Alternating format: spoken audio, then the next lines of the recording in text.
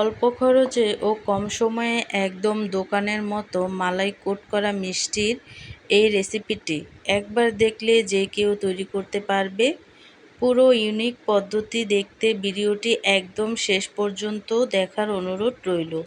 তো আজকে আমি এই চমচমটি তৈরি করব খুব সহজে। হাই গাইস, আসসালামু আলাইকুম, welcome back to my channel. কেমন আছো তোমরা সবাই? আশা করছি ভালো আছো। আল্লাহর রহমতে আমি অনেক ভালো আছি। তো গাইজ, ভিডিওটি ফার্স্ট থেকে লাস্ট পর্যন্ত দেখতে থাকো, আশা করছি ভালো লাগবে। আর ভালো লাগলে প্লিজ একটি লাইক আর একটি সাবস্ক্রাইব করে পাশে থাকবে। তো এই চমচমগুলো তৈরি করা খুব সহজ। তো চমচম তৈরি করার জন্য সর্বফার্স্ট আমি এখানে নিয়ে নিব সেমাই। তো এই সেমাইগুলোকে আমি একটু ভেঙে নেব আর কি, যেহেতু সেমাইগুলো অনেকটা লম্বা লম্বা টাইপের, তো তার জন্য কিন্তু এই সেমাইগুলোকে ছোট ছোট টুকরো করে নিতে হবে। তো একেবারে গুঁড়া করে নিলেই হবে। তো দেখো, এভাবে করে আমি গুঁড়া করে নিছি। তারপরে হচ্ছে একটা হাঁড়ি নিয়ে নিছি, হাঁড়িতে দিয়ে দিচ্ছি ঘি। তো ঘিটা পরিমাণ মতো দিয়ে এখানে আমি ভেঙে রাখা সেমাইগুলোকে অ্যাড করে দেব। তো সেমাইগুলো দেওয়ার পরে কিন্তু আমি এই সেমাইগুলোকে অনবরত নেড়েচেড়ে হালকা করে ভেজে নেব। তো দেখো, এভাবে করে হালকা করে নেড়েচেড়ে তারপরে হচ্ছে এই সেমাইগুলোকে ভেজে নিতে হবে। তারপর হচ্ছে এখানে আমি অ্যাড করে দেব সুজি। তো এখানে কিন্তু সুজি অ্যাড করতে হবে আর কি, কাঁচা সুজিটা অ্যাড করতে হবে। তো সুজি দিয়ে তারপরে হচ্ছে অনবরত নেড়েচেড়ে আমি সুজিটাকেও ভেজে নেব। তো দেখো, সেমাই আর সুজিটা কিন্তু ভাজা হয়ে গেছে। এই পর্যায়ে এসে হাঁড়িটাকে খালি করে তারপরে হচ্ছে এখানে আমি অ্যাড করে দিচ্ছি চিনি। আর এই চিনিটা দিয়ে কিন্তু আমি ক্যারামেল তৈরি করে নেব। আমাদের এই সেমাইয়ের চমচম মিষ্টি যেন একদম পারফেক্ট নরম হয় এবং ভেঙে না যায়, তার জন্য দুটি জরুরি টিপস মনে রাখবে। ক্যারামেলের সঠিক কালার। চিনি দিয়ে যখন ক্যারামেল তৈরি করবে তখন খেয়াল রাখবে যেন চিনি পুড়ে কালো না হয়ে যায়। সোনালি বা হালকা বাদামি কালার আসার সাথে সাথেই দুধ দিয়ে দিতে হবে। ক্যারামেল পুড়ে গেলে কিন্তু মিষ্টি তেতো লাগবে। তো এখানে কিন্তু ক্যারামেলটা হয়ে যাওয়ার পরে তরল দুধ আমি অ্যাড করে দিছি, দিয়ে অনবরত নেড়েচেড়ে জাল করে নিয়ে এখানে আমি অ্যাড করে দিছি জাল করে রাখা সুজি আর সেমাই দিয়ে তারপরে হচ্ছে হালকা আঁচে নেড়েচেড়ে নেব।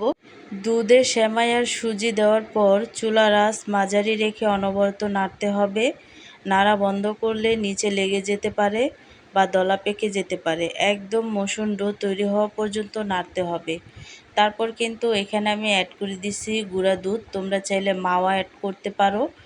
তো গুঁড়া দুধটা দেওয়ার পরে কিন্তু অনবরত নেড়েচেড়ে তারপরে হচ্ছে আমি ভালোভাবে এই ডোটাকে তৈরি করে নেব।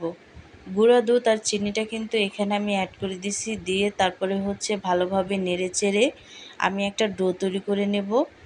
তো দেখো, আমি কিন্তু ভালোভাবে নেড়েচেড়ে তারপরে হচ্ছে এই ডোটাকে তৈরি করে নিছি।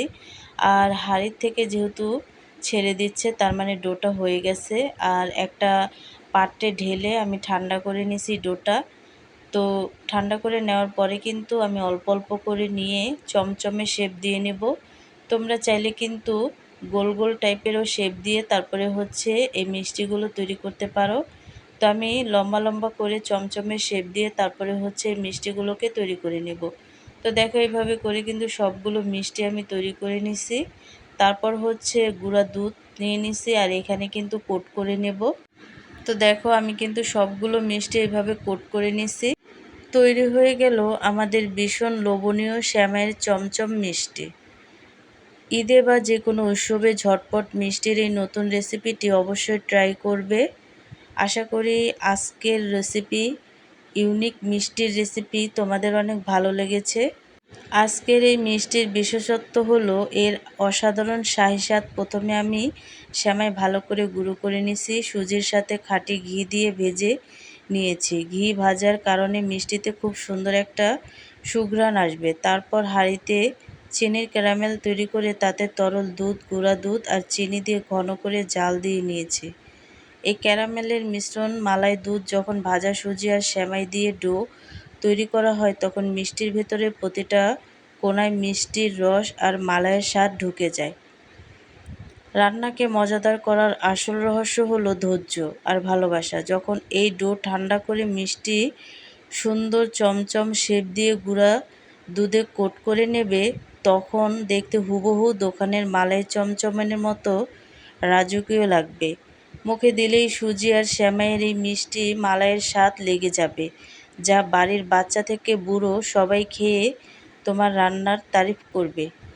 ভিডিওটি ভালো লাগলে লাইক, কমেন্ট ও শেয়ার করতে ভুলবে না।